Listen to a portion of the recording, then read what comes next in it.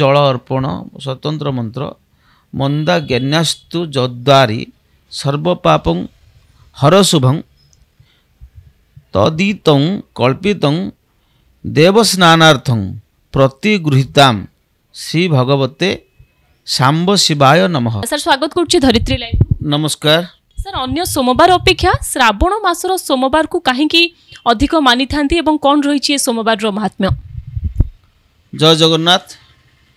शिव पूजा पाई श्रावण मास श्रेष्ठ, जेमिति विष्णु पूजा पाई कार्तिक मास श्रेष्ठ, सेमिति प्रति देवता मानकर निर्दिष्ट भावे मास मानकर अधिपतित्व थाए, तेणु ताकू मासाधिपति बोली कहा जाए।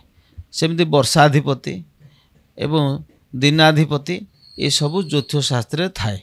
ए दृष्टिकोण श्रावण मासटी शिव मास बा शिवंकर प्रिय मास बोली ग्रहण करा जाए। जदि श्रावण मासरे शिवलिंगरे आपण पंचपत्री बेलपत्र आपण चढ़ेबे तेबे अत्यंत लाभवान हेबे बोली शिवपुराण रे प्रमाण रही।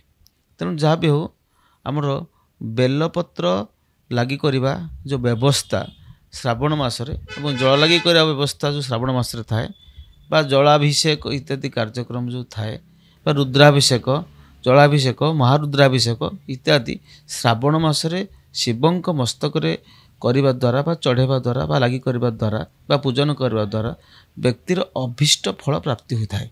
श्रावण मास कृष्ण पक्ष प्रतिपदा ठारू श्रावण मास आरंभ होइछि।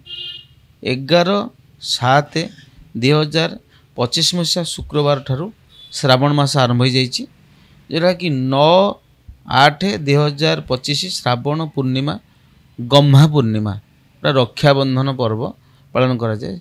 उक्त दिन पर्यंत 1 मास व्यापी चांद्र मास को श्रावण मास कहा जाए। ए वर्षर श्रावण मासरे आमर 2टी सोमवार कृष्ण पक्षरे और 2टी सोमवार शुक्ल पक्षरे पतित हेब। सोमवार महात्म्य जी गुरुत्वपूर्ण नुहे, पक्षर गुरुत्व ताठू अधिक गुरुत्वपूर्ण। कृष्ण पक्ष सोमवार अपेक्षा शुक्ल पक्ष सोमवार अधिक परिमाण रे फलदायी होता है। तेणु 24 तारिख पर आपणकर अगस्ट 4 तारिख और जुलाई 8 तारिख ये 2टी सोमवार होचंदी शुक्ल पक्ष सोमवार। एथिरे मन शिव पर्व पालन करा जाए एवं शेष सोमवार जोटा कि 4 अगस्ट रे पड़िबो। उक्त दिन जहाँकि उद्यापनी पर्व शिवंकर बा श्रावण सोमवार थाए। तेणु श्रावण सोमवार पालन करिवार विधि अपेक्षा जोटा कि चतुर्मास्या पालन विधि अधिक गुरुत्वपूर्ण होता है। ए वर्ष एक अलभ्य स्नान जोग पड़ी। ये श्रावण मासरे अलभ्य स्नान जोग कौन ना आमर जमीती ज्योतिर्लिंग मानकरे जल लगी करिवार विधि अनन्य परंपरा जो थे आपन टिके स्नान दान करा जाए।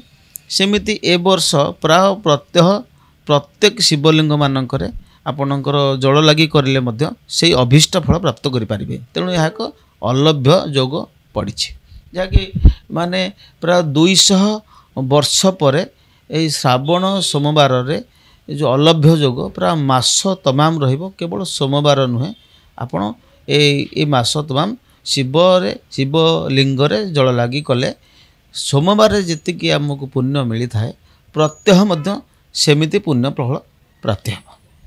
सोमवार जो कहा जाए जे संकल्प नियंती एवं जो मानी थांती किभली संकल्प नेबे एवं खाद्यपेय जदि कथा देखिबा किभली दिन सारा कोन उपास रहे पई पड़िबो? आमर शैव भक्त माने जो माने शिव पूजा करने पई मास तमाम करथांती सेमानक पई गोटे परंपरा अछि। आ जो माने श्रावण सोमवार रे जल लगी करथांती तांको मध्य परंपरा अलग अछि। जेमिति कि आमर आषाढ़ शुक्ल चतुर्दशी ठारू से माने संकल्प नेबे एवं से दिन ठारू खर कार्य इत्यादि आमर जेमिति दैनंदिन जहाँ सब श्रृंगार रही सेठारू निवृत्त रहिबे, सहवास निवृत्त रहिबे एवं सबु समय ईश्वर चिंतन रखिबे, मन को पवित्र करिबे एवं स्वाध्याय कर्म करिबे, जद्वारा कि शिव भक्त मानक पई शिव प्रसन्न होती बोली शिव पुराण रे प्रमाण रही।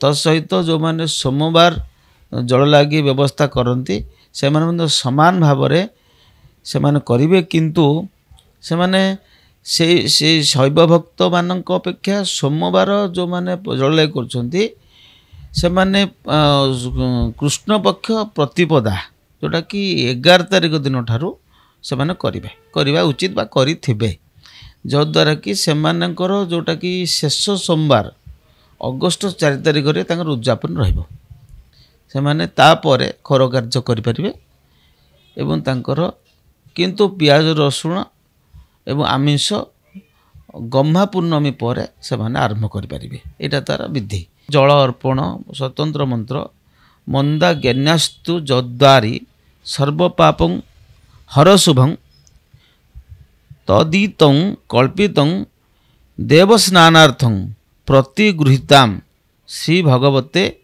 सांब शिवाय नमः ए मंत्र रे समस्ते एकत्र भावे मंत्र पाठ करिवे केवल ब्राह्मण नुहंती समस्त शिव अभीष्ट भक्त माने ए मंत्र को पाठ करिवे एवं निजे मध्य शिवलिंग रे जल पतित करिपारिबे एवं तत्पश्चात शिव पंचाक्षरी मंत्र 60 जप करिवे जप को व्रत को उद्यापन करेंगे जो माने श्रावण मासर 4टी सोमवार पालिबा पई भाबी थांती जदि महिला मानक कथा देखिबा जदि प्रथम सोमवार पीरियड्स हो जाउची से माने कि भली कोन संकल्प नेबे ना 3 सोमवार को आगो को बढ़ी जीवो सोमवार गोटे जो माने महिला शिवाभीष्ट व्यक्ति बा पूजक बाचंती भक्त माने से माने मासर आरंभरू जदि अशक्त पक्ष पड़िला तेबे से माने सोमवार को धरी संकल्प करेंगे